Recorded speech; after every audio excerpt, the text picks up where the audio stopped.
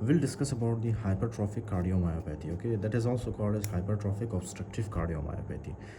अब ये है क्या चीज़? Hypertrophic, okay, cardiomyopathy, right? Hypertrophic cardiomyopathy.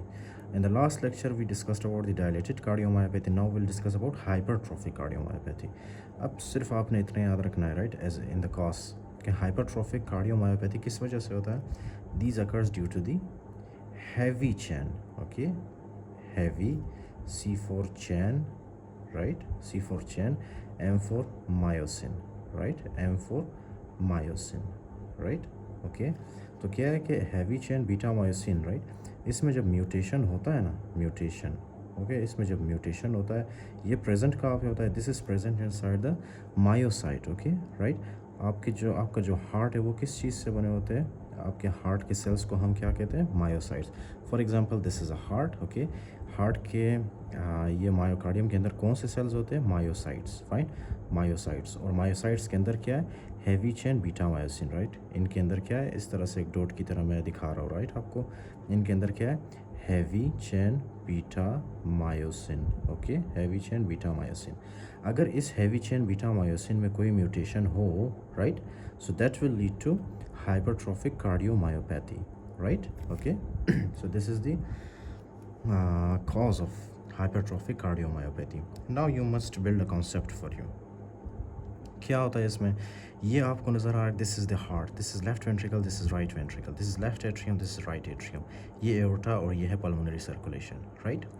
अब ये वाला जो एरिया है, this is called as the septum, okay, this is called as the septum. The septum is present between the two ventricles, right?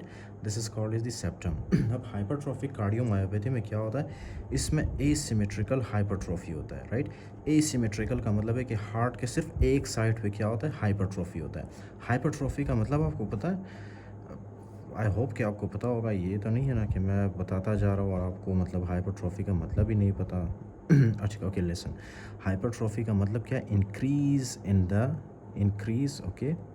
Increase in size of cell, right, increase in size of cell.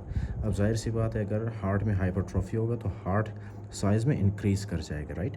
उसके अलावा hypertrophy का best example क्या है? जो लोग gym जाते हैं ना, जिम में आप क्या करते हो? जिम में आप जो है अपने मसल्स को फॉर एग्जांपल ट्रेन करते हो, राइट। कुछ हफ्ते बाद या कुछ महीनों बाद आपको पता है क्या होता है? मसल्स में, यानी आपके जो बाइसेप ट्राइसेप है उनमें क्या होती है? हाइपरट्रोफी होती है, राइट। हाइपरट्रोफी होने की वजह से आपका जो बाइसेप है ना, 12 इंच का, 13 इंच का, राइट, हाइपरट्रोफी होने के बाद वही 12-13 इंच का बाइसेप आपका 15-16 इंच का दिखने लगता है, राइट। क्यों? क्योंकि बाइसेप्स और ट्राइसेप्स के अंदर जो मसल्स होते हैं ना, उनकी क्या होती है? हाइपरट्रोफी। क्यों हाइपरट्रोफी होती है? क्योंकि आप इसके ऊपर स्ट्रेस डालते हो, राइट। आप वज़न उठाते हो, वेट लिफ्टिंग करते हो, राइट, तो उससे क्या होगा? Hypertrophy. So the same type of hypertrophy occurs in the heart, okay, fine, due to heavy chain beta myosin mutation. Now listen very carefully. इसमें होता क्या है?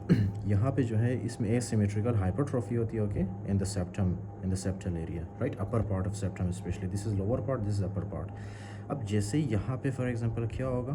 यहाँ पे जब asymmetrical hypertrophy होता है ना, these asymmetrical hypertrophy, right, इसमें क्या है कि ये हाइपरट्रोफी, जाहिर सी बात है, अब यहाँ से जिस ब्लड ने जाना था ना, जिस ब्लड ने यहाँ से जाना था ऊपर की तरफ इनटू द एओर्टा, राइट, अब ये ब्लड आसानी से एओर्टा के अंदर मूव नहीं कर पाएगा, फाइन, ओके। क्यों? क्योंकि यहाँ पे जो है रास्ते में क्या है? रास्ते में एक ऑब्स्ट्रक्शन क्रिएट हुआ है। ये ऑब्स्ट्रक्शन किसने क्रिएट किया है? ये ऑब्स्ट्रक्शन इस हाइपरट्रोफी ने क्रिएट किया, राइट। अब जाहिर सी बात है, यहाँ पे जितना भी ब्लड होगा वो इसके साथ लगेगा, राइट, वो ब्लड आसानी से एओर्टा के अंदर नहीं जा पाएगा, फाइन, ओके, राइट। और यहाँ पे हार्ट के अंदर क्या होता है? हार्ट के अंदर इस तरह से हाइपरट्रोफी होता है, राइट, इस तरह से हार्ट के अंदर हाइपरट्रोफी होता है, ओके, फाइन। पूरे हार्ट में हाइपरट्रोफी होता है, लेकिन मोस्ट स्पेसिफिकली ये वाला जो एरिया है ना आपका इंटरवेंट्रिकुलर सेप्टम, राइट, यहाँ पे होता है। सो जाहिर सी बात है कि this is a diastolic dysfunction, right. क्यों? क्योंकि ये जो है ब्लड को आसानी से पुश कर पाता है, राइट, ओके, ब्लड को ये आसानी से पुश कर पाता है, लेकिन during the diastole, okay, diastole के दौरान ये सही से, ये जो हार्ट है ना, ये सही से रिलैक्स नहीं कर पाता, okay fine. So that is why we call it diastolic dysfunction, right, okay. अब क्या है कि ये जो आपके पास ऑब्स्ट्रक्शन है ना, हाइपरट्रॉफी जो हुआ यहाँ पे, कभी कभी ये हाइपरट्रॉफी इतना सिवियर होता है, इतना सिवियर होता है कि ये हाइपरट्रॉफी फॉर एग्जांपल इतना बड़ा हो जाता है, ओके, बहुत ज़्यादा बड़ा हो जाता है ये हाइपरट्रॉफी। अब बहुत ज़्यादा बड़ा होने की वजह से, ओके, ये जो आपके पास है anterior wall, anterior leaflet of the mitral valve, ये हाइपरट्रॉफी इसके साथ जाके लगता है, right, during the systole. During the systole जब हार्ट ऐसे कॉन्ट्रैक्ट करता है ना, ये हार्ट जैसे ही कॉन्ट्रैक्ट करता है तो ये जो हाइपरट्रॉफी वाला एरिया है ये किसके साथ लगता है, anterior leaflet of the mitral valve के साथ। ये आपको नज़र आ रहा है ना, this is the mitral valve, right. इसके साथ जैसे ही ये हाइपरट्रॉफी वाला एरिया लगता है ना, तो ये वाला एरिया जो है ना आपके पास, लेट मी क्लैरिफाई, एक तो ये वाला area, okay, anterior leaflet of the mitral valve, और दूसरा ये वाला एरिया जो कि anterior leaflet of the mitral valve के साथ लग रहा है, फाइन, कॉन्टीन्यूसली। इसमें क्या होती है, इन दोनों एरिया में क्या होता है, दोनों एरिया में सबसे पहले होता है fibrosis, okay, fibrosis, right. So this will lead to the fibrosis, fine. यहाँ पे भी फाइब्रोसिस और यहाँ पे भी फाइब्रोसिस होता है, ओके फाइन।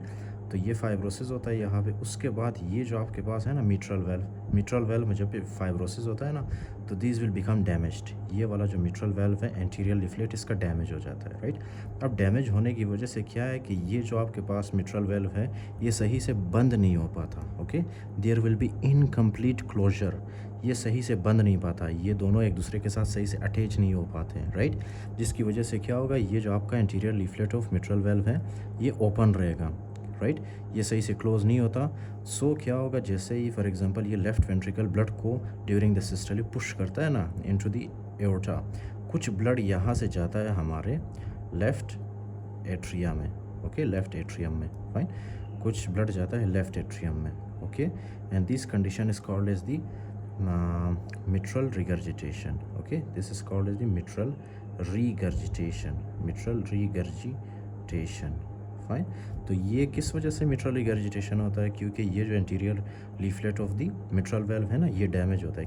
किसकी वजह से इसमें डैमेज होता है और फाइब्रोसिस होती है, किस वजह से, ये जो आपके पास हाइपरट्रॉफी बना है इसकी वजह से, राइट, ओके। अच्छा, इंक्लूडिंग दैट ये जो है आपके पास ये जो वॉल्स है ना इसमें क्या हुआ है, हाइपरट्रॉफी, ओके, इसमें हाइपरट्रॉफी हुआ है। अब अगेंस्ट द हाइपरट्रॉफिक वेंट्रिकल्स, जब आपका लेफ़्ट एट्रियम ब्लड को पुश करता है ना फोर्स के साथ, ओके, तो उस दौरान क्या होता है, ये जो आपके पास लेफ़्ट वेंट्रिकल का वॉल है इसमें क्या हुआ है, hypertrophy, fine, right, hypertrophy. So during the for example atrial contraction, जब एट्रिया कॉन्ट्रैक्ट करता है ना तो ये ब्लड को पुश करता है फोर्स के साथ, right, towards the hypertrophic ventricles, right. तो एज अ रिजल्ट क्या होता है, जैसे ही ब्लड आके इस हाइपरट्रॉफिक वेंट्रिकल के साथ लगता है ना तो एक साउंड प्रोड्यूस होता है, right, that sound is called is the S4 heart sound, S4 heart sound. आपको याद है डायलेटेड कार्डियोमायोपैथी में हमें S3 हार्ट साउंड मिल रहा था, लेकिन हाइपरट्रॉफिक कार्डियोमायोपैथी में हमें S4 हार्ट साउंड मिलता है, right. And this occurs due to the when for example ये जो आपके पास एट्रिया है ये फोर्सफुली कॉन्ट्रैक्ट करता है और ब्लड को पुश करता है against the hypertrophic ventricles, okay. So एक साउंड प्रोड्यूस होता है उस दौरान, that sound is called as the S4 heart sound, right. तो ये चीज़ें आपको मिलता है। और ये जो आपके पास बना है this is called as the septal hypertrophy, okay, asymmetrical septal hypertrophy, right. Asymmetrical इसको क्यों कहते हैं, क्योंकि ये जो है सिर्फ और सिर्फ एक साइड पे बना है, राइट, एसिमेट्रिकल कहते हैं इसको, एसिमेट्रिकल सेप्टल हाइपरट्रॉफी, राइट।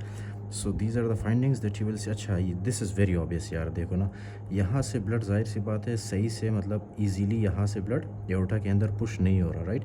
तो जैसे ये पेशेंट एक्सर्शन करता है ना, कोई एक्सरसाइज वगैरह करता है, चलता है, कपड़े धोता है, मतलब कोई भी एक्टिविटी परफॉर्म करता है ना, तो उससे क्या है कि जब आप एक्टिविटी परफॉर्म करते हो तो ये ब्लड आसानी से एओर्टा के अंदर नहीं जाता, ओके। और जब एओर्टा के अंदर नहीं जाएगा तो जाहिर सी बात है आपके हेड एंड नेक को, राइट, आपके हेड एंड नेक को, आपके ब्रेन को जो है नॉर्मल ब्लड सप्लाई या ऑक्सीजन नहीं मिलता, राइट। जिसकी वजह से जब आपके ब्रेन को नॉर्मल ब्लड सप्लाई नहीं होगा, so that may lead to the syncope, okay, syncope, fine. Syncope क्या है, ट्रांजिएंट लॉस ऑफ कॉन्शियसनेस, मतलब उसका सर चकराएगा, राइट, या तो वो बेहोश होगा, ट्रांजिएंट लॉस ऑफ कॉन्शियसनेस। तो इसको हम क्या कहते हैं, सिनकपी। उसके अलावा एक और कंडीशन डिस्निया, राइट, डिस्निया। तो आपके सेल्स को फॉर एग्जांपल क्या है कि ऑक्सीजन नहीं मिल रहा है, आपके लंग्स को ऑक्सीजन नहीं मिल रहा, आपके डिफरेंट बॉडी ऑर्गन्स को ऑक्सीजन नहीं मिलते, राइट। क्यों? क्योंकि यहाँ पे क्या है, यहाँ पे हाइपरट्रॉफी हुई है और ये हाइपरट्रॉफी ब्लड को यहाँ से आगे की तरफ मूव नहीं करने दे रहा, राइट, जिसकी वजह से आपके डिफरेंट बॉडी ऑर्गन्स को ऑक्सीजन नहीं मिल रहा। That's it, this is all about the hypertrophic cardiomyopathy.